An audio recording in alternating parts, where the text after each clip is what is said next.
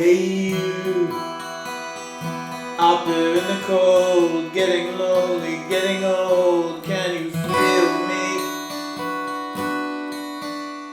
Hey you, standing in the aisles with itchy feet and fading smiles, can you feel me? Hey you, would you help me to carry the stone?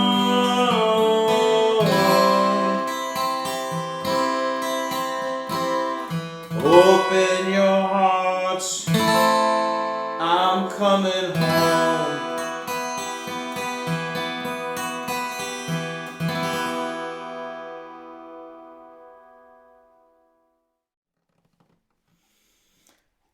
Hey everybody, I'm Paulie G. Welcome back to the Paulie G Show, coming to you live from high atop Mount Georgia.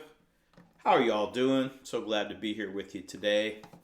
So that little piece of music that I played for the intro is a song that was written and recorded in what's called Nashville Tuning.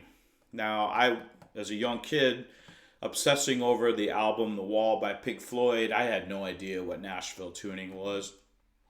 I just loved the sound of that song, and along with millions of others, I listened to it obsessively. But I had no idea how it was created. But I wanted to talk a little bit about Nashville tuning because it's something I'm really just kind of learning about. I've heard the term a lot of times and didn't really know what it meant. I always thought it meant tuning strings to different notes, maybe some kind of open tuning I didn't know, or something to do with the B string. But as it turns out, it's really quite different from what I had expected. So I thought I'd share a little bit of what I've learned about it with you. So Nashville tuning, as it's known, was basically sort of invented by a very popular Nashville session player named Ray Edenton. And again, it was one of these things where they were looking for a different tonality, a different sound. And he started to sort of tinker with the gauges of strings that he was playing to try to elevate and get into a different, sonic level.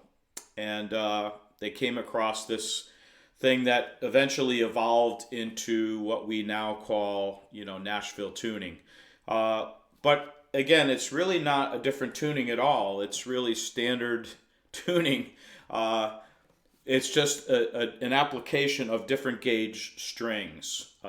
So basically what it is in today's, nomenclature is if you take the strings from a set of 12 gauge acoustic strings, for example, and you only use the lightest gauge strings and don't use the bass level strings for the first four, because on a 12 string setup, you've got unisons on your high E and B, and then you've got octaves on your G, D, A, and E. But with Nashville tuning, you would simply just use the thinnest gauge strings on all and remove the heavier gauge strings. That's the concept here that we're talking about. And then what you arrive at is, same chord shapes. That's the good news, right? You don't have to learn how to play in a different chord structure or anything like that. You can play your standard chord shapes, but they're going to sound very, very different, right? They're going to sound much higher and brighter. For example, here's just a G chord, just to give you an idea. So it's a way of adding texture to a track or a song. And it's really pretty interesting to do, as I'm discovering. So, and then of course the logical question is, well, if you were recording, why not just play a 12 string? And that's a reasonable question, right? And there's a lot of great tracks that are done with 12 strings. But the difference here is that in doing this as a separate entity on that track, that allows you the ability to mix it differently than your standard guitar that you might be playing alongside of it. And you can also play different chord shapes. So, when you're playing a 12 string, obviously the chord you're playing is the chord you're playing, right? So you can't have two different chord shapes at the same time. Where this might allow you that ability to play, an A up here, where your other guitar is playing first position A. So things like that are the reason that you might consider it in a recording situation. It's not something that you'd probably want, to take your regular guitar that you play every day and do this with and leave it this way. It's really more something that if you've got another guitar around that you're maybe not using as much, and you want to experiment with it, that would probably, be what I would recommend that you do to try this out. But I think you'll have a lot of fun with it, because it really does have an interesting change in tonality when you play your regular chords that you're used to playing. So I think what I'll do here is just do a quick little example. I'll just play through a few chords with this guitar, which is in Nashville Tuning, and then follow that with the same chords in the same progression, or as close as I can get it,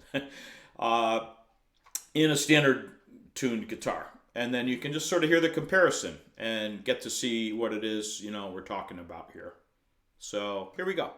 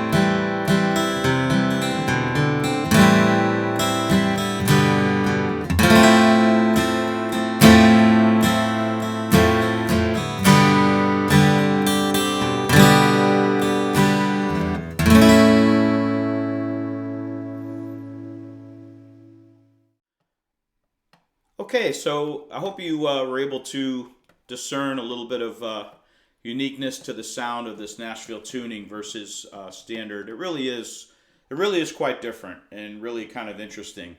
And I'm going to keep this guitar in Nashville tuning for a while because I'm having a lot of fun playing with it. It's really a unique thing.